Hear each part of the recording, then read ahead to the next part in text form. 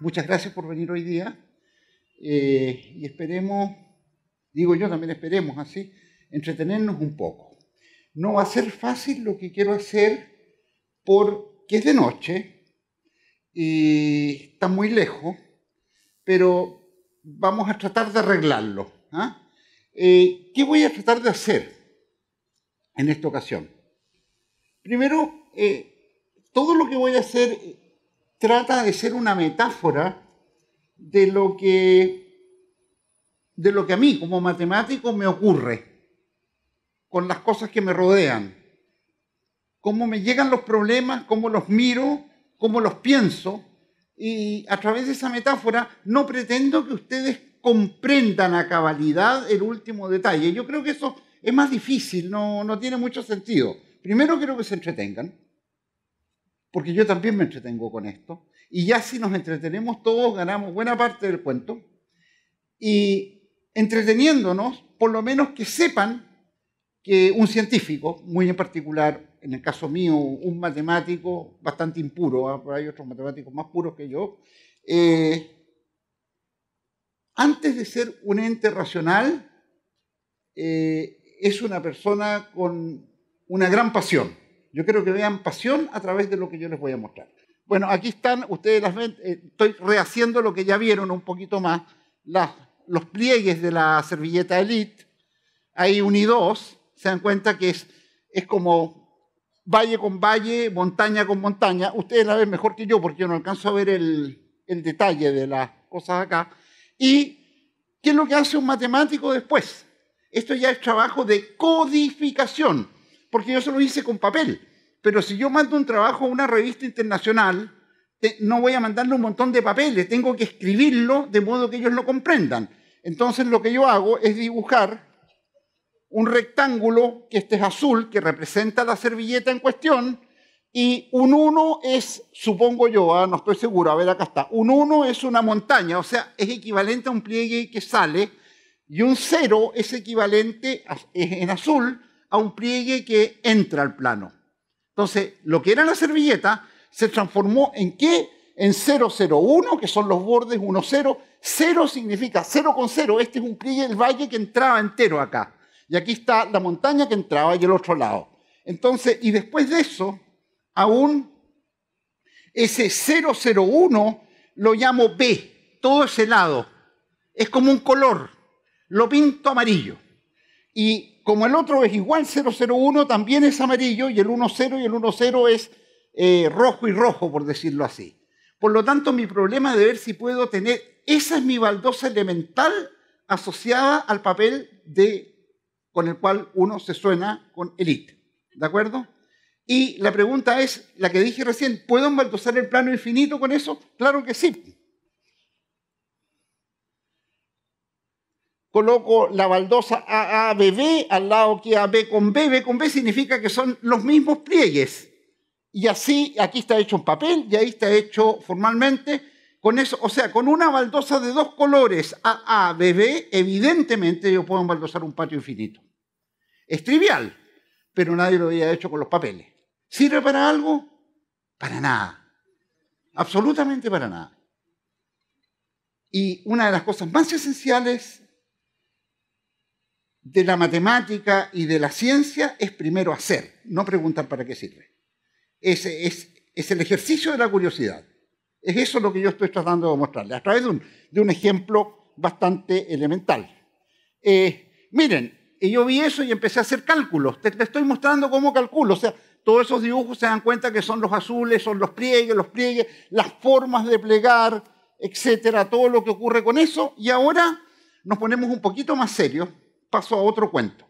Hay otra cosa que no pasa con todos los científicos, diría que pasa con poco, pero sí pasa conmigo, es que yo soy bueno para el cuento. O sea, tienen que tener cuidado, más o menos el 60% de lo que yo cuento es mentira. Ahora no sé en qué estoy, pero es verdad. ¿Por qué hago eso? Porque se me arranca la moto, pues me entusiasmo. Y resulta que como mis padres son artistas y mi madre de acá es artista, están acostumbrados a la mentira en el escenario. Por lo tanto, eso es parte del oficio. Entonces, dicho aquello, aquí se ve un fondo donde se ven como unos pliegues y unos rostros. ¿Se dan cuenta? Esto ocurrió hace mucho tiempo. Yo soy harto viejo por lo demás. Yo diría que hace 20 años, tal vez un poquito más, estaba en mi casa acostado haciendo zapping. Ese zapping que hacemos todos, ahora ya no lo hago porque se me echó a perder la tele. Pero uno que va corriendo y que está agotado y que no para en ninguna parte, da vuelta a los canales y va y busca una cosa por acá, en fin. Y a una hora inoportuna para los estándares que yo me manejo, es decir, tipo 11:30 de la noche, normalmente a mí no me gusta que me llamen más allá de las 9, me llama un individuo por teléfono en Santiago con una voz súper cuica. Así, oye, aquí. Me dice, oye, tú hablas con Eugenio Dittborn. Y yo no lo conocía. No sabía quién era. El único Eugenio Dittborn, que probablemente acá hay muchos artistas, o hay artistas que yo conocí en ese momento, porque incluso lo había conocido personalmente años antes, era Eugenio Dittborn, que había creado o armado el Teatro de la Católica, un dramaturgo que había muerto poco antes. Ahora, evidentemente, podría estarme venando por teléfono. Entonces, desechaba aquella hipótesis, porque soy matemático, pero todavía no estoy loco. Seguí esperando lo que me decía, y este Eugenio Dittborn me agrega que era artista plástico, es autor de esas obras que ustedes ven al fondo, y me dice que él sabía que yo era matemático y que quería que le pusiera fórmulas a sus pinturas aeropostales. Es eso lo que me dijo esa noche. En términos normales, una persona, comillas, normal,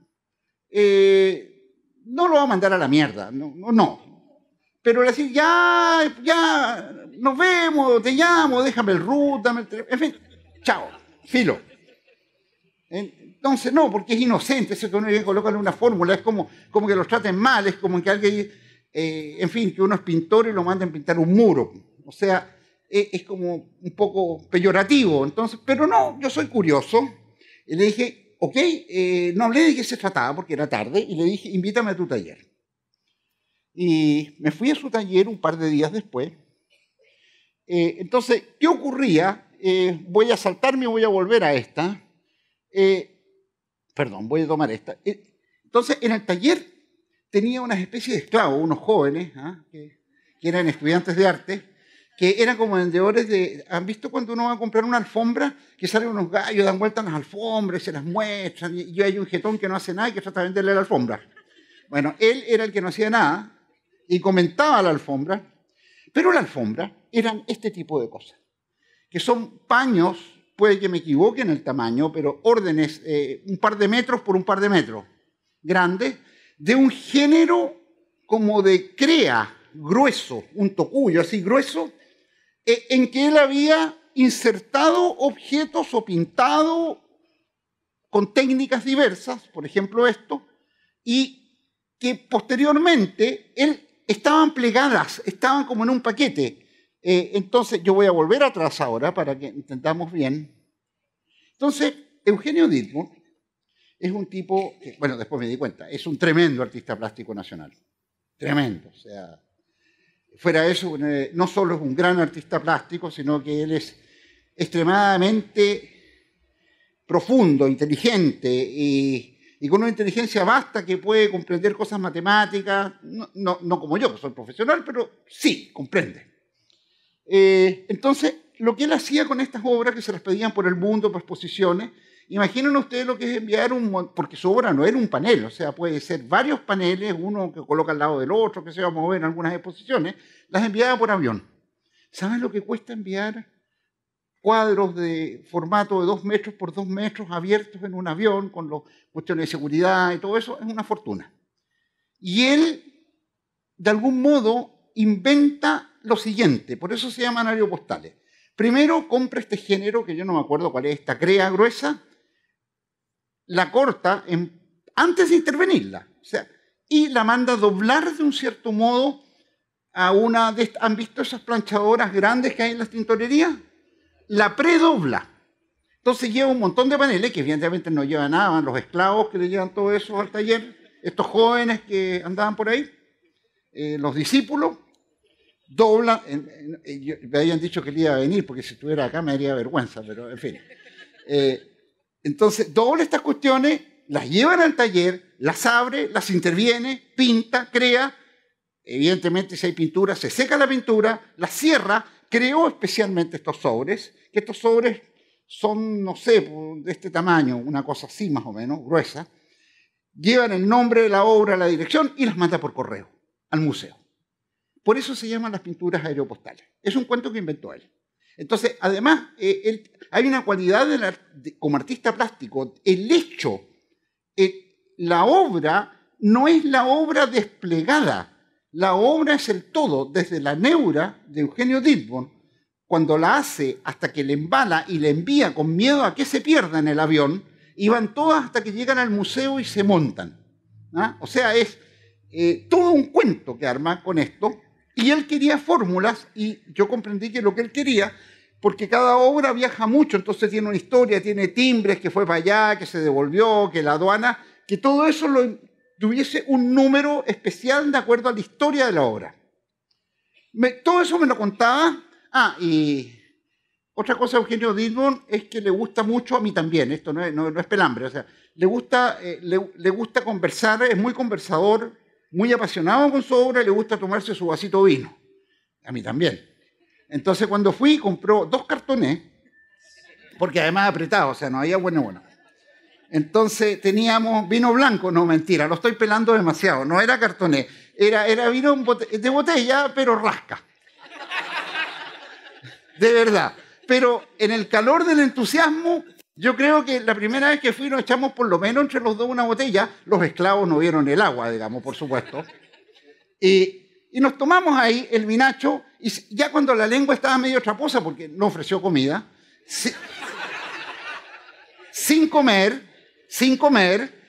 ya al final, y ahí, aquí viene el cuento que me interesa a mí, porque todo esto podría ser un chiste. Y yo lo tomo como un chiste, una historia genial, pero me desdoblaba estas cuestiones, iban para allá y para acá, y él me hacía estas cuestiones y las desdoblaba, iba desdoblando, les voy a mostrar otras obras. Ustedes ven que al desdoblar aparecen pliegues, ¿no es cierto? Que tiene que ver con lo que hablé de Edith antes. Edith, aquí está el representante, para que sepa que lo nombro varias veces. Pliegues. Allí están las obras en el suelo, cuando las va a montar en la exposición. Acá hay otras obras, pliegues de nuevo. Entonces, a ver, ya ustedes se han dado cuenta cuál es mi rollo mental. ¿Qué diablos le pregunté yo a Dittborn? Él me mostraba estas obras. Y lo que hacía, a ver, presten atención, mejoro la pregunta. Sus esclavos, voy a tomar un papel de diario. Este es un panel, déjenme doblarlo yo para callado, sí. No me miren.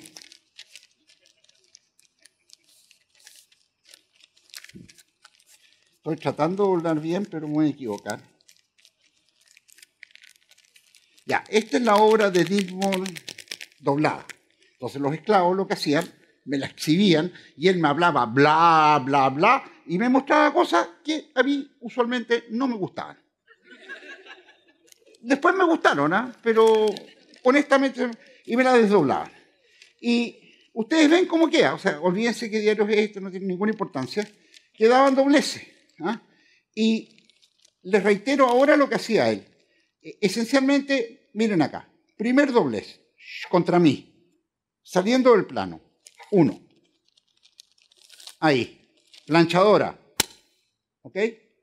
Segundo doblez, no contra mí, sino que así, siempre hacia arriba. ¿Estamos? Ahí, 2, plancho. Tercer doblez, para acá, como el primero, pero en el pedazo más chico.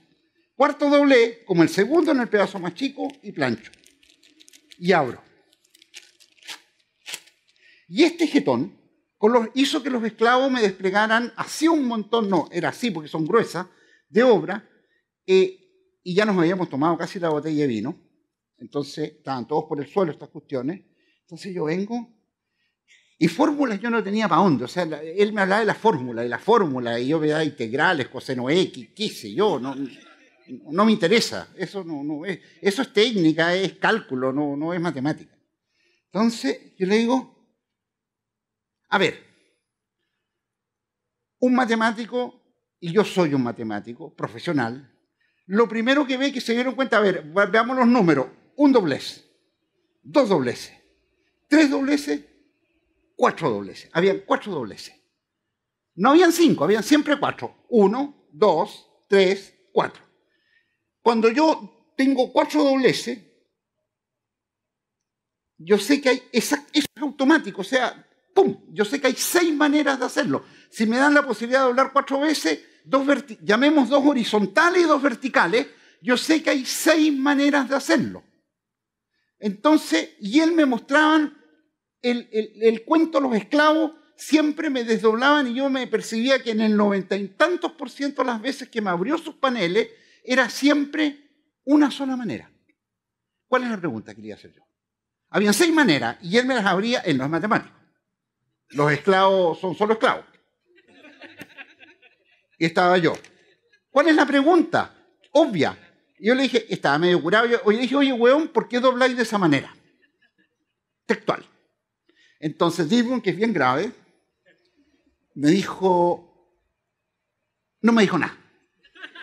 Y seguimos adelante, y yo me fui a mi casa y me invitó de nuevo, y cuando me invitó de nuevo, que fue unos días después, me dijo que doblaba de esa manera, que había intentado otra, porque le acomodaba para montar la exposición. Pues ahí hay otra pregunta. Es la relación de un matemático con el mundo esta, con un mundo bien particular, porque si el mundo fuera representado por mí y por Dibbon, estaríamos en algunos aspectos mejor, pero bien poco. Entonces, me dice, ¿sabes lo que ocurre? De nuevo, con la misma botella de vino anterior. Lo que ocurre es que a mí me acomoda ese tipo de manera de doblar. Reitero, 1, 2, 3, 4, para montar las exposiciones. Pero evidentemente, inmediatamente nace para mí otra pregunta. ¿Qué significa montar la exposición? Porque yo no tenía idea. Entonces, ahí tal vez miremos esto. Ahí, en esta dirección, no alcanzo a ver, pero deben ser 3 paneles distintos, que están uno pegado al lado del otro. O sea, es una obra que continúa. ¿Se dan cuenta? ¿Qué hice al principio con la servilleta? ¿Qué he estado diciendo? ¿Qué es lo que quería Dibbon que ocurriera? Porque él estéticamente es como colocarle una hielera en los dientes si eso no ocurre. Que cuando había una montaña que salía de uno, ¿cómo caía con la otra? Montaña con montaña y valle con valle. ¿Estamos de acuerdo? Y cuando vamos a ver otras obras, ahí tienen una, digamos ya que el espacio se ocupa de otra manera, pero si uno la analiza bien es lo mismo. Va pegando una al lado de otra, cuando llegan las aeropostales, la saca de la cuestión y arma la exposición, hace eso. Bueno, esta es una sola. Acá hay varias. Acá hay 2. Ahí tiene un montaje grande. Bueno, Eugenio Dibbon, probablemente muchos de ustedes lo saben, hace algunos años obtuvo el Premio Nacional de Arte. ¿Ah? Después que yo. Yo lo tuve 10 años antes, pero en matemáticas. Bueno, en fin, yo soy cachetona, eso no se preocupen. Entonces, él lo que trataba de hacer con sus pinturas, para montarlas, era hacer un perfecto embaldosado de todas sus obras, que fueran como baldosas que coincidían unas con otras. ¿Estamos de acuerdo? Y eso lo descubrí yo porque de algún modo lo sacamos de aquella discusión. Ahí yo me fui y tenía un problema matemático para mi casa. Recordemos, habían 6 maneras de plegar. Si yo hago así, horizontal, vertical, horizontal, vertical, yo podría haber hecho horizontal, horizontal, vertical, vertical, o vertical, horizontal, vertical, horizontal. O sea, hay 6 maneras de combinaciones de la letra B y la letra H. ¿Cómo doblo? Así lo codifico en mi cabeza. Entonces la pregunta es ¿por qué había elegido esa? Él me responde porque me acomoda para mi exposición. Ese acomodar de la exposición, para mí, inmediatamente tiene que ver, y él estuvo de acuerdo, en que podía unir 2 paneles de manera perfecta, montaña con montaña, valle con valle, y podía seguir así. Y que con otro no le había funcionado tan bien. Eso me dijo. ¿Cuál era mi problema matemático entonces? Demostrar. En matemática las cosas es mentira. Lo que les digo es casi verdad. Pero no importa. Las cosas son si somos capaces de demostrarlas. O sea, una cosa es verdad en matemática si soy capaz, a partir de los postulados usuales de la matemática, etcétera, de la lógica que manejamos correctamente, de decir esto es verdad. Lo deduje de mis principios. Por lo tanto, yo tengo 6 maneras. ¿Qué es lo que tenía que demostrar? Primero, que efectivamente la manera de doblar de Dilbert permite embaldosar el plano. O sea, que le permite montar la exposición. Y de algún modo decir que es, comillas, no sé si exactamente, es como la única manera.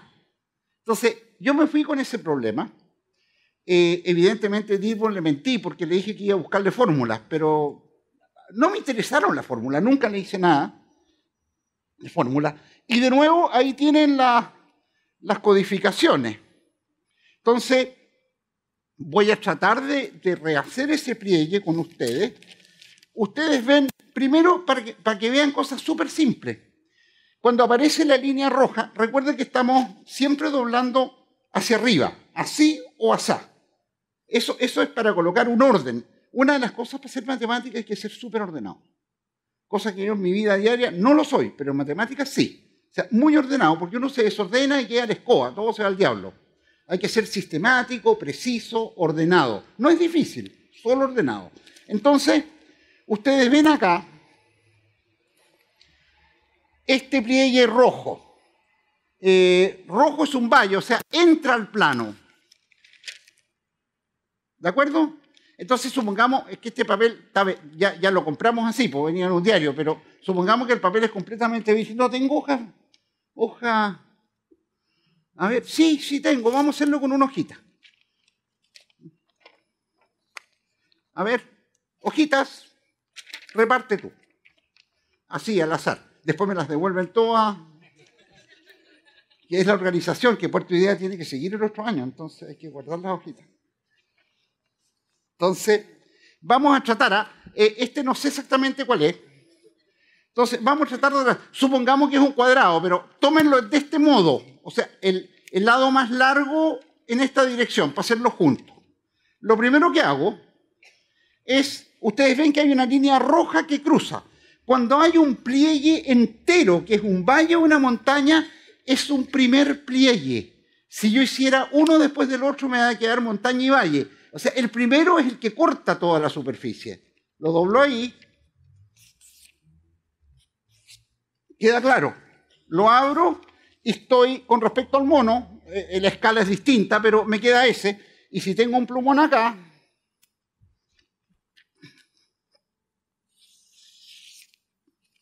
no les presto el plumón porque tengo uno. Queda rojo. ¿Se dan cuenta que coincidió con eso? Está doblado. Después yo no me tengo que condonear. Vamos a ver para qué lado es el otro. No, porque lo estoy mirando nomás. O sea, después, evidentemente, ahora la tengo doblada. Miren, estaba así. Doblé acá. A la mitad. Y cierro.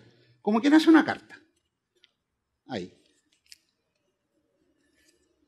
La cierro bien. Y abro. Y aparecen, como cerrar la mitad, 2 pliegues. Uno que es montaña y otro que es valle. Pinto la montaña. De veras que hay que pintar los valles. Que bueno, eso, están muy atentos. No era como el chapulín, ese era para pillarlo.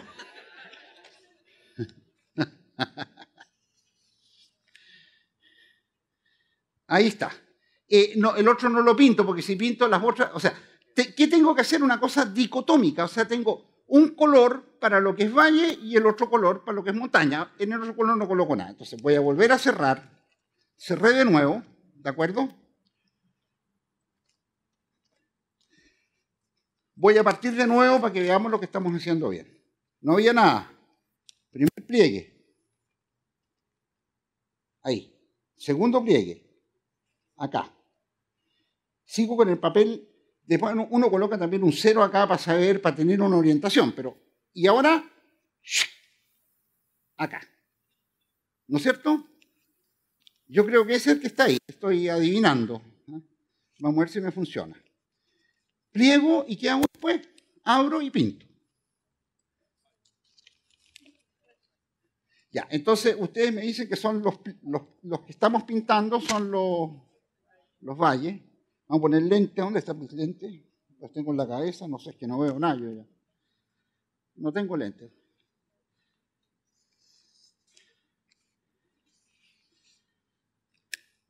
Me da la impresión que queda esto.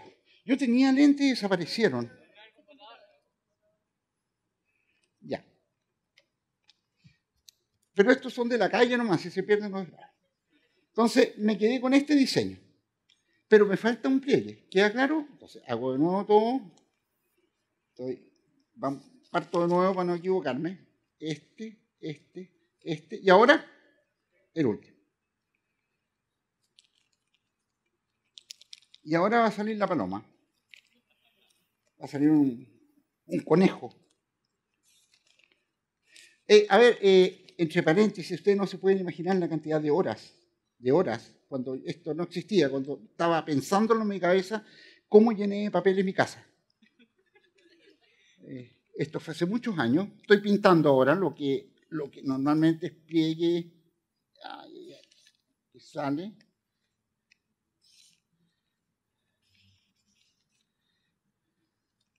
Lo pinté. Supongo que lo pinté bien.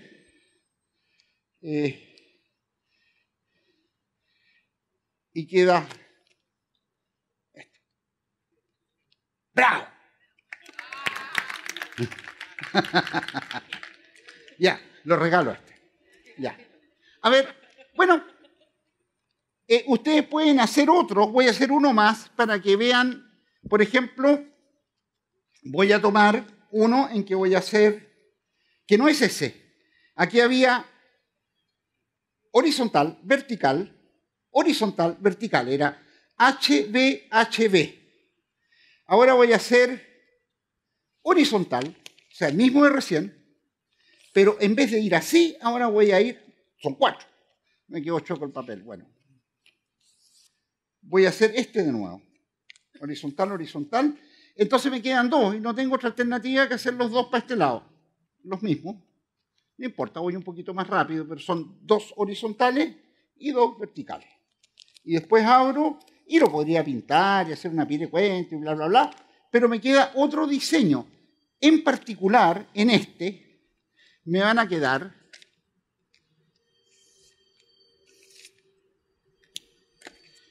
pinté eso nomás por ahora. Me quedan 2 valles transversales y una montaña transversal. Antes, en el otro hay solo uno. Se dan cuenta que es distinto. Entonces, esta es otra manera de hacerlo. Y como estas hay 6. Acá hay otra. Ese es HHBB, el que les acabo de mostrar. En el mismo texto, este es BBHH. ¿Se dan cuenta? BB significa que van a haber 2 transversales así. Acá es HB, que es como el primero, pero como que lo di vuelta. Acá hay otro. Y de nuevo, ¿qué es lo que hago? Todo esto, por el momento, Dittmar estaba con sus esclavos pintando, qué sé yo. Yo me encerré en mi casa. Me demoré como 1 mes y medio, yo creo, en hacer esta pequeña cuestión. ¿De acuerdo? Tal vez un par de meses. Entonces, después codifico. Ustedes ven que ahí está rojo, rojo, azul. Eso lo llamo A. Rojo, rojo, azul, lo llamo A, el otro B y este C. Hay más colores. Son baldosas más complicadas. ¿Se recuerdan que las de Elite eran AA, BB? Que es trivial. O sea, con esas baldosas cualquier maestro se las paso, no con los chambones que son capaz que lo hagan mal, pero se las paso y me hacen el embaldosado correcto. Ya, si les paso este tipo de baldosa, ¿qué pregunta hay con esa baldosa? Se las tiro al tiro. ¿Es posible embaldosar el plano perfectamente con esa baldosa? No. No se puede. Con esa sola no se puede. Hay que razonar un poco. ¿Cómo en matemáticas se demuestra que algo no se puede? Entonces, lo voy a decir de 2 maneras. La manera como de chiste, así, un poco más ordinaria. Pongámosle que se puede. Pongámosle que se puede y empiezo a ocupar la lógica y llega una contradicción. La palabra correcta no es pongámosle, supongamos que efectivamente se puede. Y en algún momento voy a llegar a una cosa que contradice mis principios. Usualmente en matemáticas esas demostraciones son durísimas. demostraciones de no poder hacer algo son muy difíciles, porque no es constructivo. Es decir, no puedo, en cualquier instancia. Entonces, en este caso no voy a entrar en detalles, no se puede, pero ese rectángulo sí me permite cubrir el plano. Entonces, no, perdón, acá les hice una trampa. No se podía tal como estaba posicionada, pero acá me permito hacer rotaciones. O sea, girar la baldosa, no sé si me explico. Girarla. Entonces, al girarla, ustedes ven, miren lo que hago, que es simpático.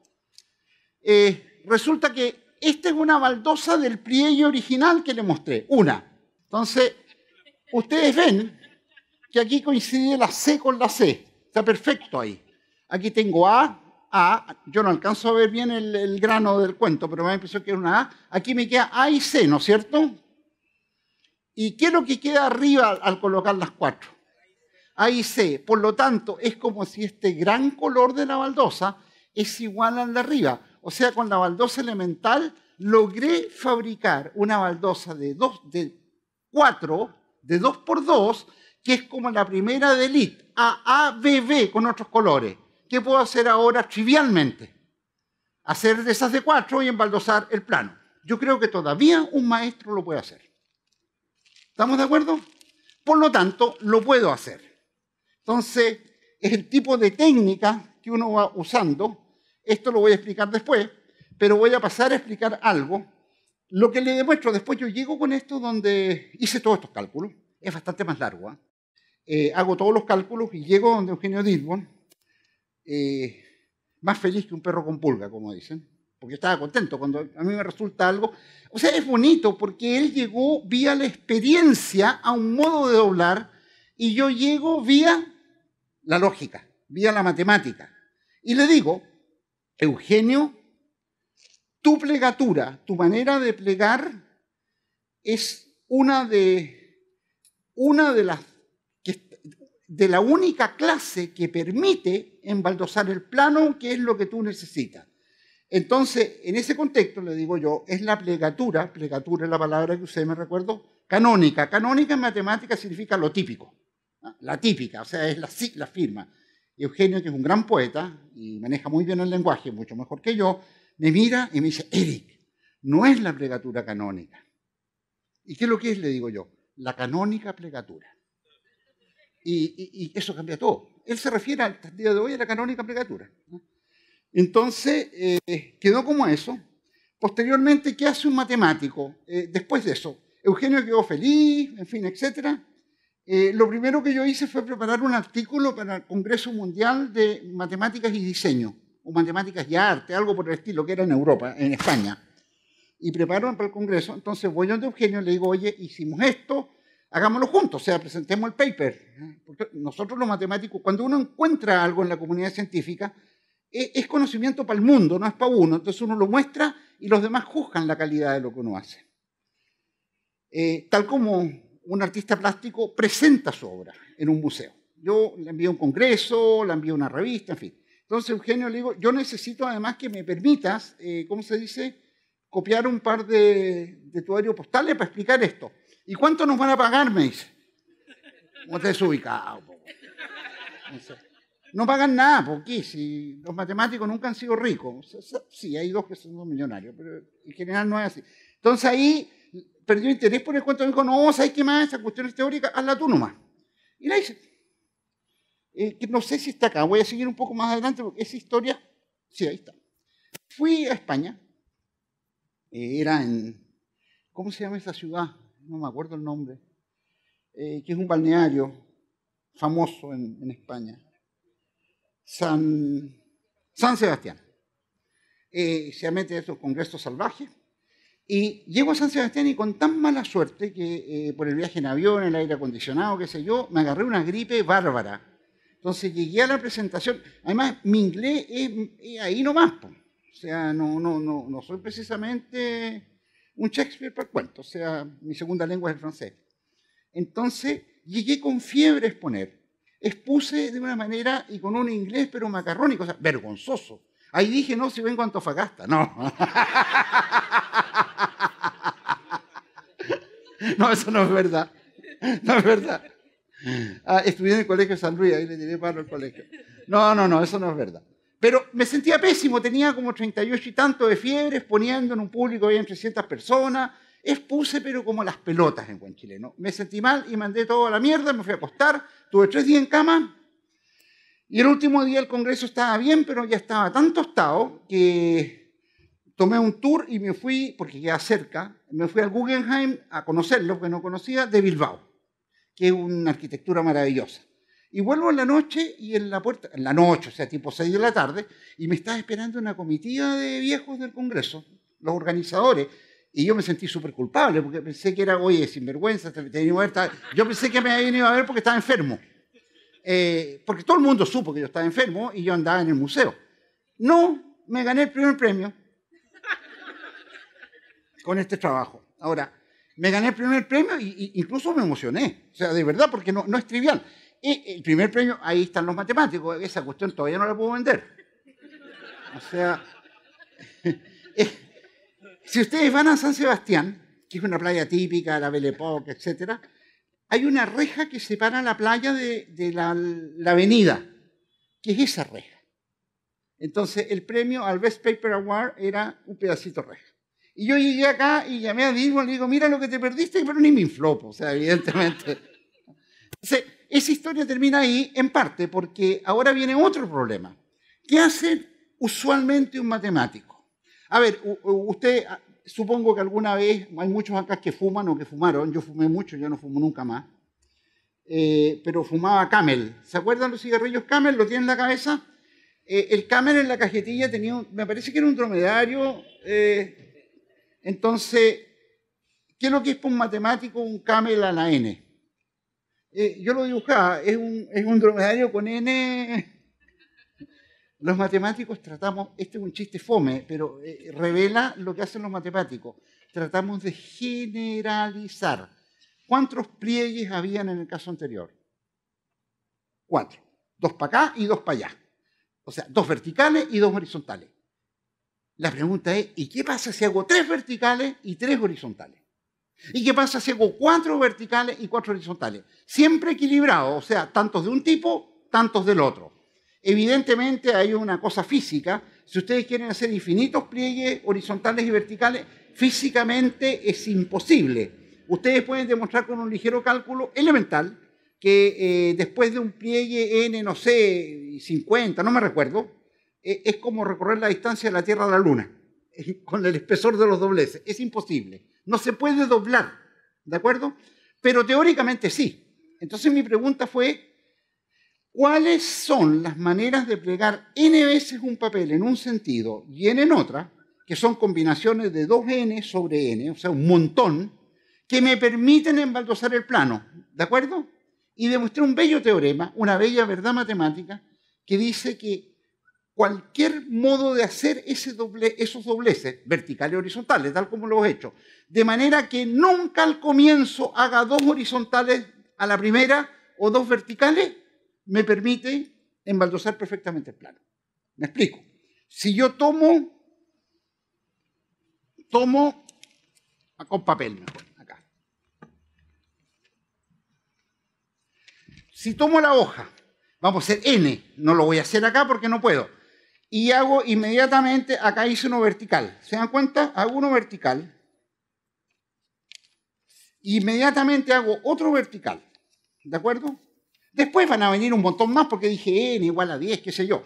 Pero el solo hecho de haber hecho los 2 primeros verticales, inmediatamente yo puedo demostrar que es imposible que yo pueda embaldosar el plano infinito. Lo mismo, en vez de vertical, si lo hago horizontal. Y eso es bello. Y demostramos un teorema, o sea, demostré un teorema, lo publiqué, y la verdad que eso quedó medianamente ahí, salvo por el asunto siguiente. Y con eso voy a terminar. Se dieron cuenta que cuando yo quiero escribir, no decir, no verbalizar, la cuestión de los pliegues no puedo andar mostrando papelitos, tengo que colocarle, asignar colores, o sea, montaña es un color, valle es otro color, hay 2 colores en juego, ¿de acuerdo? Entonces, Por ejemplo, acá tengo dos pliegues, como le digo, verticales y hago los otros dos horizontales y lo voy a pintar. Lo voy a pintar correctamente. Recuerden, los valles, ¿cómo lo estábamos pintando? Rojo, ¿no? Ya voy a pintarlo. ¿No están demasiado aburridos? Ya, yo tampoco. Entonces voy a tomar el lápiz, me voy a acercar para acá y voy a tratar de pintar. Pucha, no veo nada. Y perdí de nuevo los anteojos. Ah, no, acá están. Voy a tratar de pintarlo. Lo que voy a tratar de hacer es pintar solo los valles. Se los voy a pasar después. Me parece que, a menos que me equivoque.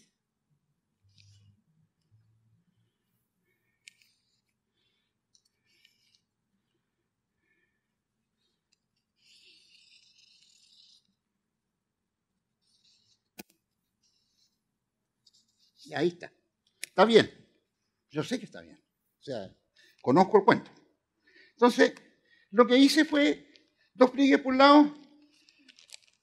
¿Qué pueden decir con respecto a este pliegue central, este lado y este lado? Miren los dos lados. Se dan cuenta que acá hay una montaña y al otro lado, o sea, perdón, acá hay uno rojo que es un valle y al otro lado una montaña.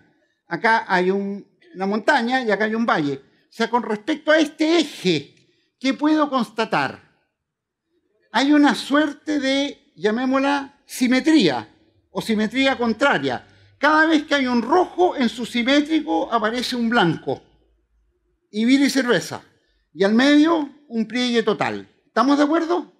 Eso para mí fue muy importante para demostrar todo el cuento que hice, pero ahora le cambié el problema. Ustedes, ¿cómo se me ocurrió este otro problema? De ocioso. Voy a volver, no son de los ejes, pero recién apareció esto. Supongo que más de alguno ha visto alguna obra de Mondrian, que son líneas, o sea, en un periodo de Mondrian, son líneas así como negras, separadas y hay colores vivos, pero a mí cuando vi esas líneas, o sea, cuando hice esto me acordé de Mondrian, de esa codificación, y me quedé pegado solo con la codificación y no con los pliegues. Entonces, supongamos que aquí no hay pliegues, pero que yo tengo este papel pintado así. Supongamos que yo le doy papeles a ustedes y ustedes me los pintan con rayas, pero que van con pedazos de rayas de dos colores, verticales o horizontales. La pregunta es si yo tengo un mecanismo, un algoritmo, un procedimiento, una receta de cocina rápida para decirle si eso es equivalente, si viene de un pliegue de un papel o no. Y yo veo que sí. Por ejemplo, esto lo pinté porque leí el papel, o sea, hice trampa. ¿Estamos de acuerdo? ¿Y qué constatan ustedes? Que primero encuentro en la mitad del papel, en algunos de los sentidos, cuando pliego tiene que haber un eje que corta todo el papel. ¿Queda claro? Y al haber ese eje, ¿qué tiene que ocurrir con los dos lados de lo que queda? Tiene que ser, comillas, es como frente al espejo, cambia la izquierda por la derecha, lo rojo por lo blanco y lo blanco por lo rojo. Verifico eso. Supongamos que soy un computador. No lo soy, pero supongamos que lo soy. Verifico que cuando hay rojo acá, acá hay blanco y viceversa. Ocurre, ¿no es cierto? Está bien. Ya chequeé eso, entonces corto el papel. Debería haber una tijera acá. Sí, acá está. Entonces corto el papel, porque hasta ahí va bien, hasta ahí vamos bien, como dicen. Hasta ahí vamos bien. Es decir, hasta ahí corresponde la coloración a un modo de plegar. Y voto no me interesa. Porque ese ya es simétrico, lo sé. ¿Qué tiene que ocurrir con lo que queda? Tiene que pasar el mismo fenómeno. Tengo que encontrar un pliegue que corte entero el papel. ¿Existe o no existe? Existe. ¿Y qué tiene que ocurrir al lado? Antisimetría, verifico. ¿Es antisimétrico? Corto. O sea, está bien. Hasta ahora es un pliegue de papel. Y me quedo con este. Tengo que buscar un eje que corte de lado a lado. ¿Existe? ¿Qué pasa con los dos lados? Simétrico. Y se acabó porque no hay más papel. Ese es el algoritmo. Ese es un algoritmo extremadamente rápido. Si yo coloreo el papel para saber si viene de un pliegue o no. Les voy a hacer uno donde no funciona. Para que vean que es verdad. Y después vamos a hacer una prueba distinta de este cuento. Vamos a hacer uno que...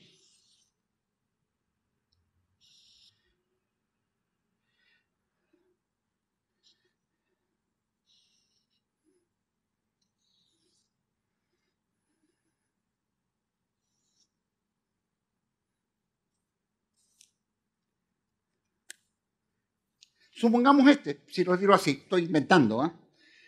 Primera cosa, tiré de acá. Existe el primer color que corresponde a un doblez, perfecto. Pero ustedes ven que después esta línea es del mismo color acá y acá. Por lo tanto, no existe la antisimetría, por lo tanto, no corresponde a un pliegue. ¿Estamos de acuerdo? Y eso se puede implementar para N cosas y luego así, y es muy rápido. Así, la gente que hace informática teórica o computación inventa procedimientos. Los procedimientos de este tipo tienen que no solo funcionar, sino que ser eficientes, o sea, ser muy rápido. Y esto es lineal el número de pliegues. Voy cortando y viendo lo que queda. Es por recurrencia, es como mirar a la gran escala. En la gran escala está todo bien, veamos qué pasa en la mitad. Divido para conquistar. Después en la mitad de la mitad hasta terminar con el papel. ¿De acuerdo?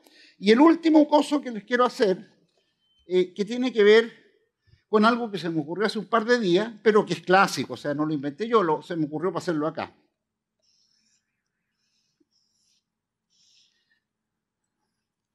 Voy a dibujar un cuadrado.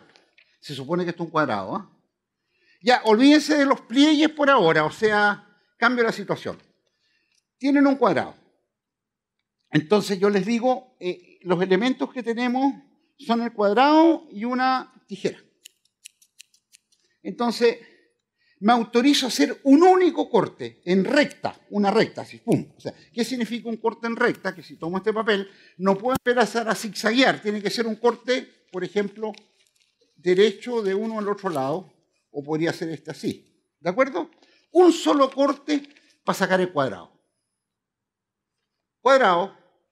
Entonces, evidentemente que lo que haría todo el mundo, o sea, si quiero, porque parto por acá, me doy la vuelta acá, sigo para allá y doy vuelta 4 veces.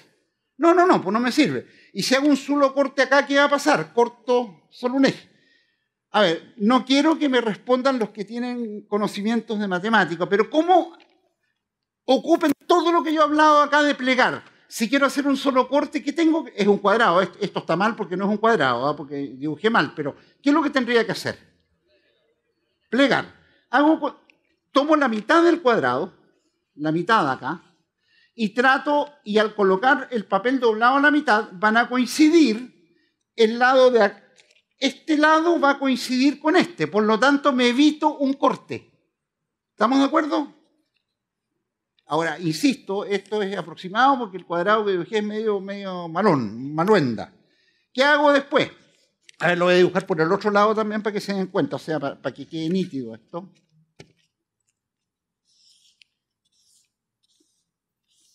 O sea, copié el cuadrado por los dos lados.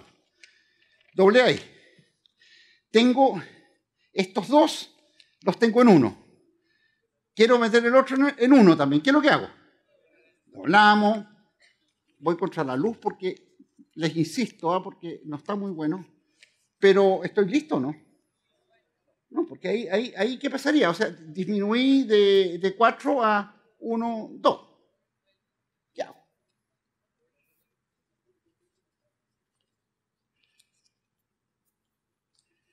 Me queda esto de acá y lo tengo que colocar en uno solo.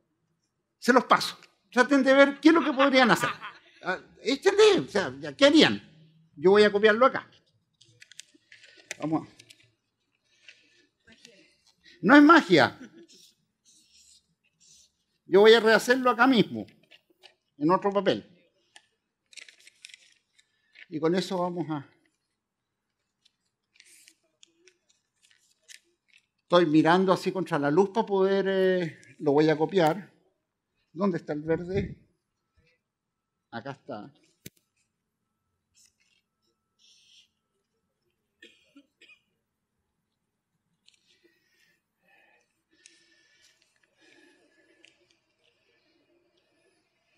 Y doblo en la otra, ahí está. Doblas en la otra diagonal y cortas. Ahora va a salir medio mal porque no era un cuadrado perfecto, pero ¿qué onda? Estamos jugando. Entonces lo corto. Y ya. Sí, pero no está muy bien. No, pues, ¿cuántos dobleces hice? Hice mitad, mitad y una diagonal. 3 dobleces. Eso se puede hacer solo con 2.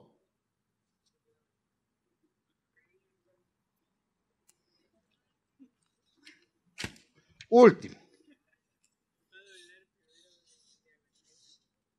Eso. No, si ya cacharon todo. Tramposo. No, está bien, me alegro. En vez de doblar así, eso es lo que estás haciendo tú. Dobla la diagonal. Claro que mis cuadrados son más malos que no sé qué, pero bueno. Doblo una diagonal y después la otra diagonal y corto.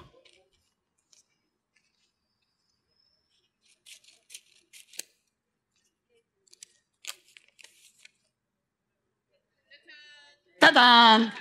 Y, ojo, y ahí viene, o sea, constructivamente demostrado matemáticamente, permitiéndome pliegue, que es posible con un solo corte cortar un cuadrado. ¿Estamos de acuerdo? Más aún, y eso es profundo en matemática, he minimizado el número de dobleces, porque si hago un solo doblez es imposible. O sea, si yo ahora les autorizo hacer solo un doblez, es imposible. Y se los dejo para que piensen un poco, porque los desafío a que se demuestra que, o sea, es intuitivamente imposible, pero hay que, en matemática la cosa intuitiva sirve para tener una idea de cómo hacerlo, pero hay que demostrarlo.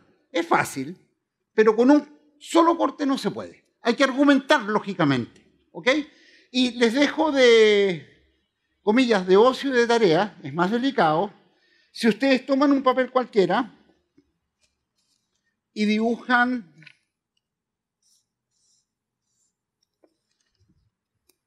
un triángulo, ¿de acuerdo?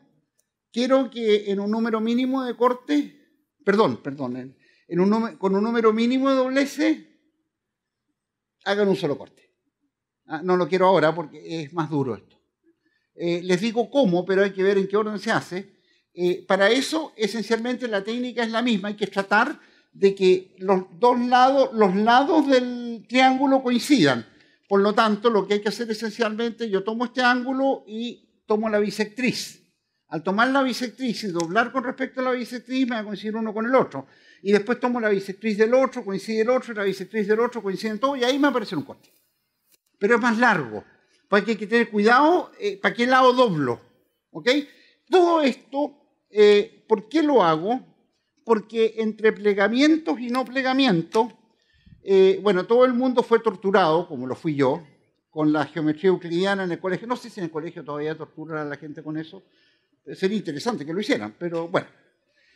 La geometría euclidiana es una rama de la matemática súper importante donde a partir de 5 postulados se generan resultados y teoremas extremadamente complejos. Cuando digo postulados, por ejemplo, el más típico es que por un punto exterior una recta pasa una y solo una paralela. ¿De acuerdo? En fin. Con esos postulados se ha construido toda la geometría y parte del mundo que comprendemos. O sea, después Descartes lo ocupa, lo matematiza y está la física. Pues bien, olvídense de la geometría. Ustedes pueden colocar postulados de qué se permiten, de cómo doblar papel, y tienen nuestra geometría tan rica y tan vasta como la de Euclides. ¿De acuerdo?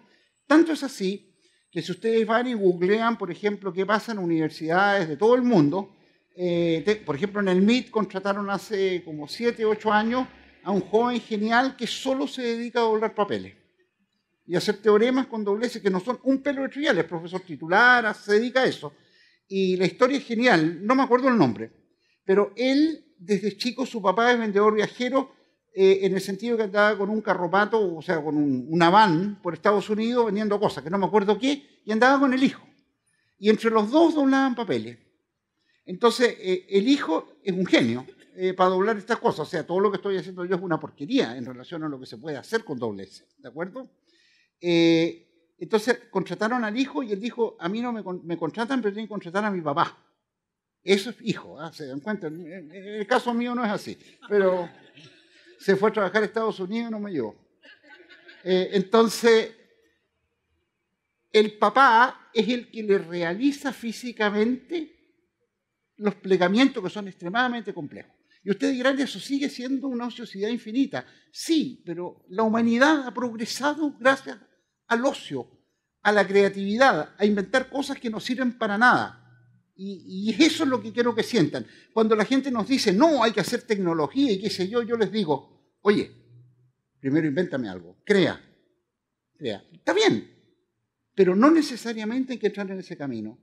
Primero tenemos que crear, o sea, es una cosa para mí súper esencial.